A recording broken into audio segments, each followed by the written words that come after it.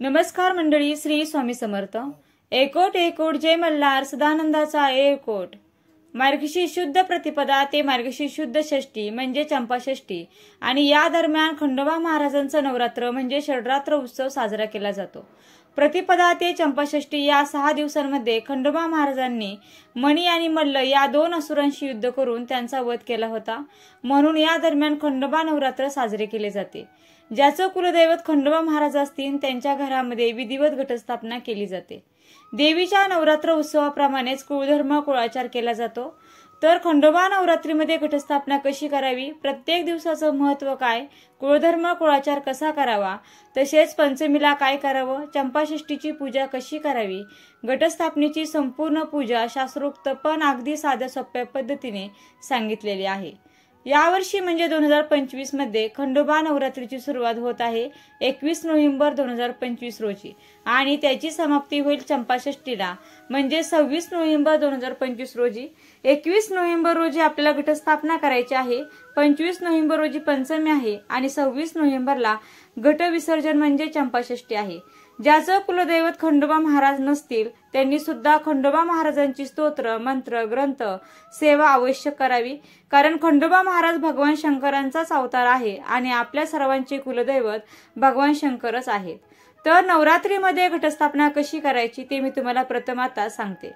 घटस्थापना करण्यासाठी आपल्याला मातीचा कलश लागणार आहे, विड्याची पानं सुपारी लागणार आहे, नाणी लागणार आहे, कलशाला बांधण्यासाठी दोरा अर्थात कलावा लागणार आहे, धूप दीप हळदी कुंकू अक्षदा त्याचबरोबर गुलाल पंचामृत हे सुद्धा साहित्य लागणार आहे. हे लागणारे सर्व साहित्य आपण आदल्या दिवशी म्हणजेच अमावस्येच्या दिवशी जमवून ठेवायचं आहे म्हणजे दुसऱ्या दिवशी सकाळी लवकर आपल्याला घटस्थापना करता येईल. मार्गशीर्ष महिन्याच्या पहिल्या दिवशी प्रतिपदेच्या दिवशी सकाळी लवकर उठायचं, स्नान करून घ्यायचं आहे. आपल्या देवघरातील सर्व देवांचे टाक पंचामृताने स्नान घालून घ्यायचे आहे. देवघर देखील स्वच्छ करायचं आहे. देवांच्या ज्या सर्व मूर्ती असतील या सर्वांना स्नान घालायचं. ज्याच्या घरी घटस्थापना असेल अशा सर्वांनीच घटस्थापना झाल्यानंतर देवांना स्नान घालायचं नाही. पण चंपाषष्ठीच्या दिवशी देवांना स्नान घालावं. म्हणून पहिल्या दिवशी घटस्थापनेच्या दिवशी सर्व ज्या मूर्ती असतील देवांच्या सर्वांना स्नान घालावं. फोटो असतील देवांचे सर्व स्वच्छ करून घ्यावे कारण त्यानंतर घटस्थापना करावी. बघा इथे एक गोष्ट लक्षात ठेवा, घट बसवल्यानंतर आपल्याला देवांना चंपाषष्ठीपर्यंत हलवायचं नसते. ज्याप्रमाणे आपण नवरात्रीमध्ये देवघटी बसतात त्याचप्रमाणे या खंडोबा षडरात्रीत देवघटी बसतात अशी आमच्याकडे पद्धत आहे, ती तुम्हाला सांगत आहे. आणि घट बसवल्यावरती हीच पद्धत सगळीकडे असू शकते. तर बघा जिथे तुम्ही नवरात्रीत घटस्थापना करतात त्याच ठिकाणी ही घटस्थापना तुम्ही करू शकता. प्रथम शुद्ध तुपाचा दिवा लावून घ्यावा आणि पूजा मांडून झाल्यावरती तुम्ही अखंड दिवा लावावा. देवाला हळदी कुंकू अक्षदा फुले वाहून पूजा करावी. चंदनपाट किंवा चौरंगावर तुम्ही पिवळ्या रंगाचं वस्त्र टाकून घ्यायचं आहे आणि ज्याप्रमाणे आपण नवरात्रीची घटस्थापना करतो कुळाचाराप्रमाणे मातीमध्ये आपण सप्तधान्य मिसळून घ्यायचं आहे. एका टोपलीत माती घ्यायची, त्यामध्ये सप्तधान्य मिसळून घ्यायचं आहे. टोपलीच्या मधोमध पाण्याने भरलेला मातीचा कलश ठेवायचा आहे. कलशामध्ये 1 रुपयाचं नाणं सुपारी हळदी कुंकू अक्षदा फुले व्हायची आहेत आणि त्यानंतर कलशाला 5 नागवेलीची पानं लावायची आहेत आणि त्यावरती नारळ हा ठेवायचा आहे. या कलशावरती खालून वर कुंकवाने उभ्या 5 रेषा काढा. कुंकवाने स्वस्तिक देखील काढा. तसेच नारळावरती देखील एक स्वस्तिक काढावं. चौरंगावरती आपल्या डाव्या हाताला अक्षदा ठेवाव्या आणि त्यावरती कलश मांडून ठेवा. कलशाला नारळाला गंध अक्षदा फुले अर्पण करावी आणि विधिवत घटस्थापना करायची आहे. जर तुम्ही देवाऱ्याजवळच घटस्थापना करणार असाल तर तुम्हाला गणपतीची सुपारी ठेवण्याची गरज नाही. मात्र तुम्ही देवाऱ्यापासून दुसऱ्या खोलीमध्ये समजा घटस्थापना करणार असाल तर मात्र प्रथम गणपती बाप्पांची देखील एक सुपारी जोड पानावरती अभिषेक घालून ठेवायचे आहे. त्यानंतर खंडोबा महाराजांचा जो टाक आहे त्याला आपण अभिषेक घालणार आहोत. ताम्हाणामध्ये खंडोबा महाराजांचा टाक घ्यायचा. ओम श्री मातंड भैरवाय नमः हा मंत्र म्हणा. खंडोबा महाराजांचं ध्यान करावं आणि त्यांना पंचामृताने स्नान घालावं. त्यानंतर तो टाक स्वच्छ पुसून जोडपानावरती स्वस्तिक काढावं कुंकवानं आणि त्यावरती हा जो खंडोबा महाराजांचा टाक आहे हा झोपून ठेवावा. कारण देवघटी बसत असतात म्हणून तो झोपून ठेवायचा असतो. बऱ्याच ठिकाणी नारळ किंवा नागवेलीचं पान लावली जात नाहीत. त्याऐवजी भंडारा घेतला जातो एका डिशमध्ये किंवा वाटीमध्ये आणि त्यामध्ये खंडेरावांचा टाक ठेवला जातो. तुमच्याकडे तशी पद्धत असेल तर तुम्ही त्या पद्धतीने देखील घटस्थापना करू शकता। तसेच घटाच्या डाव्या बाजूला नागवेलीची 2 पानं घ्यायची आहेत। जोड पानावरती थोड्याशा अक्षता ठेवून त्यावरती एक सुपारी ठेवायची आहे। ती सुपारी म्हणजे म्हाळसा देवीचे रूप असणार आहे। आणि उजव्या बाजूला जोड पानावरती दुसरी एक सुपारी स्थापन करायची आहे, म्हणजे बाणू देवीच्या प्रीत्यर्थ आपण ती सुपारीची पूजा करणार आहोत। त्यांना देखील स्नान घालून त्यांची देखील पूजा करा।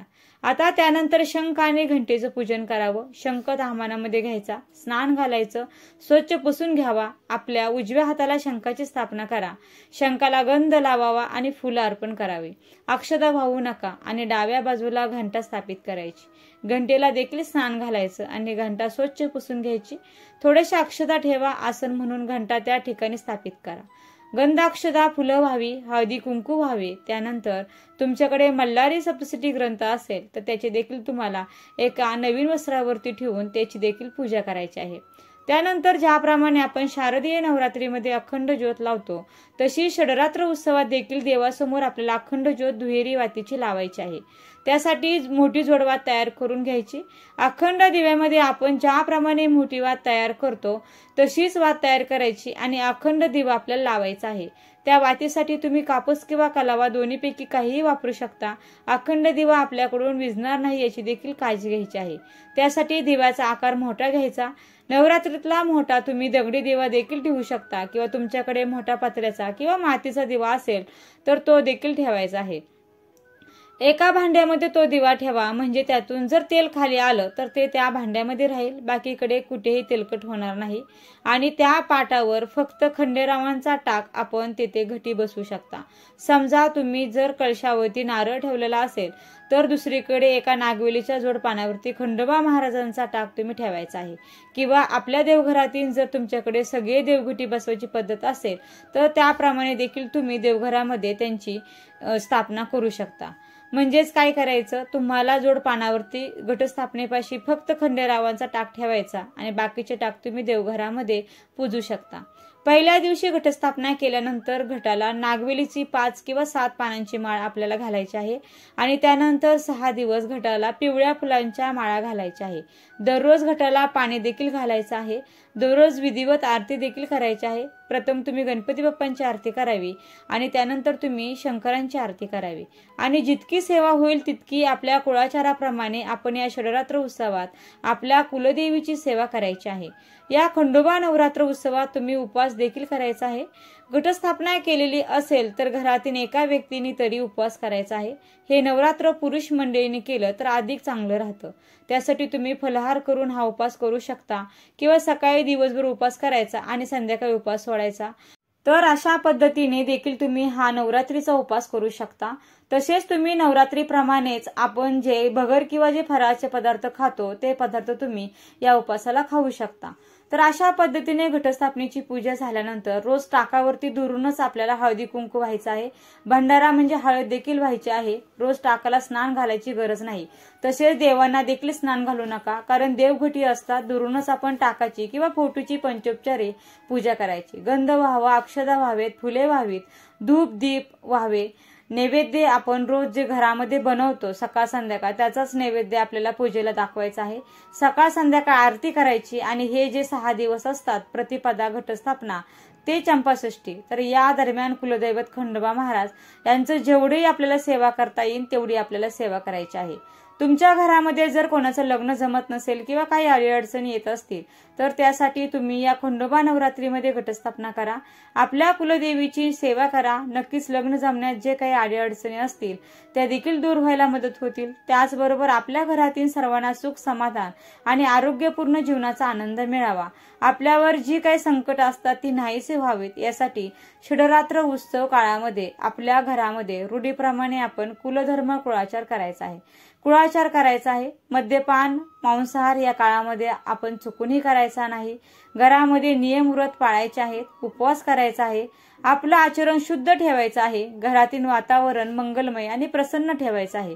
दररोज घटाला नैवेद्य दाखवायचा आहे। शेवटच्या दिवशी म्हणजे चंपाषष्ठीच्या दिवशी आपल्याला महानैवेद्य बनवायचा आहे। महानैवेद्य दाखवून आपल्याला घट विसर्जन करायचं आहे। वांगे षष्ठीच्या दिवशी म्हणजे चंपाषष्ठीला पुरणपोळीचा नैवेद्य बनवायचा आहे। आणि त्याचबरोबर महत्त्वाचं म्हणजे वांग्याचं भरीत आणि बाजरीचा रोडगा बनवण्याची एक परंपरा आहे, तर त्याचा समावेश देखील आपल्याला या महानैवेद्यामध्ये करायचा आहे। महत्वाचं म्हणजे बाजरीचा रोडगा आणि वांग्याचं भरीत हा महत्वाचा नैवेद्य असतो। पुरणपोळी सोबत आपल्याला बाजरीचा रोडगा आणि वांग्याचं भरीत देखील ठेवायचं आहे। हा महानैवेद्य दाखवूनच आपल्याला घट विसर्जन वांगे षष्टीच्या दिवशी अर्थात चंपाषष्ठीच्या दिवशी करायचं आहे। चंपाषष्ठीच्या दिवशी घटाची आरती करताना आरतीसाठी कणकीचे किंवा पूर्णाचे दिवे बनवायचे आहे। या काळामध्ये मल्हारी महात्मे किंवा मल्हारी स्तोत्र श्रवण पठण आपल्याला करायचं आहे। त्याने खंडोबा महाराज लवकर प्रसन्न होतात आणि आपल्या जीवनात ज्या काही अडीअडचणी असतील त्या देखील दूर करतात। कुळधर्म कुळाचार करत असताना महत्वाचा जो कुळाचार असतो तो असतो उपवास। उपवास कोणी करावा? घरातील जो कर्ता पुरुष असतो प्रथम अधिकार त्याचा असतो। समजा त्याला शक्य नसेल तर कुलस्त्रीने उपवास करावा। त्यांनाही शक्य नसेल तर घरातील मोठा जो मुलगा असतो तो किंवा त्याची बायको यांनी उपवास करावा। 21 नोव्हेंबर ते 25 नोव्हेंबर आपल्याला उपवास करावा लागेल आणि चंपाषष्ठी म्हणजे 26 नोव्हेंबरच्या दिवशी उपवास आपण सोडावा। उठता बसता जर आपल्याला उपवास करायचा असेल तर आपण घटस्थापनेच्या दिवशी पहिल्या दिवशी उपवास करायचा। 21 तारखेला 22 तारखेला उपवास सोडून द्यायचा। त्यानंतर पंचमीचा उपवास करायचा 25 तारखेला आणि 26 तारखेला चंपाषष्ठीला तो उपवास सोडावा। घरातील इतर सदस्य देखील हा उपवास करू शकतात। तसेच पंचमीच्या दिवशी काय करायचं? 25 नोव्हेंबर 2025 रोजी पंचमी आहे। ही एक महत्वाची तिथी मानली जाते। या षडरात्र उत्सवामध्ये या दिवशी बाजरीच्या पिठाचे नागदिवे केले जातात। 5 नागदिवे बनवायचे, सोबत 2 मुटके बनवायचे। एका ताटामध्ये किंवा ताम्हाणामध्ये नागदिवे घ्यावेत आणि मुटके घ्यावेत। शुद्ध तूप दिव्यामध्ये घालून दिवे प्रज्वलित करायचे आणि घटाला ही जी पूजा असते या पूजेला या दिव्यांनी ओवाळायचं। संध्याकाळीच्या वेळेला आपल्याला हा विधी करायचा आहे। पंचमीची अशा पद्धतीने पूजा केल्यानंतर 26 नोव्हेंबर रोजी चंपाषष्ठी आहे। चंपाषष्ठीच्या दिवशी आपल्याला नवरात्रीची सांगता करायची असते। तर बघा चंपाषष्ठी संदर्भातला व्हिडिओ येईल, त्यामध्ये मी तुम्हाला चंपाषष्ठी संदर्भातील संपूर्ण माहितीसह तसेच घटविसर्जन देईल, तो व्हिडिओ नक्की पहा। तर मंडळी अशा पद्धतीने आजच्या व्हिडिओमध्ये मी तुम्हाला सांगितलं आहे षडरात्र उत्सव म्हणजे काय असतो, त्याचबरोबर खंडोबा नवरात्रीत घटस्थापना कशी करायची, घटाला शेवटच्या दिवशी महानैवेद्य काय दाखवायचा, अशी सगळी माहिती सांगितलेली आहे। तरीही तुमच्या मनात काही शंका असेल तर मला कमेंटद्वारे नक्की विचारा। खंडोबा नवरात्रीत बऱ्याच घरामध्ये घटस्थापना केली जात नाही, तर तुमच्याकडे खंडोबा नवरात्रीमध्ये घटस्थापना केली जाते का? कमेंटद्वारे कळवायला विसरू नका। तर असा होता आजचा व्हिडिओ तुम्हाला आवडला असेल तर व्हिडिओला नक्की लाईक करा, शेअर करा व चॅनलला सबस्क्राईब करायला विसरू नका। व व्हिडिओ शेवटपर्यंत पाहिल्याबद्दल अगदी मनापासून तुमची खूप खूप आभारी आहे। धन्यवाद। श्री स्वामी समर्थ। जय जय स्वामी समर्थ। रामकृष्ण हरी। जय जय रामकृष्ण हरी। एकोट एकोट जय मल्हार।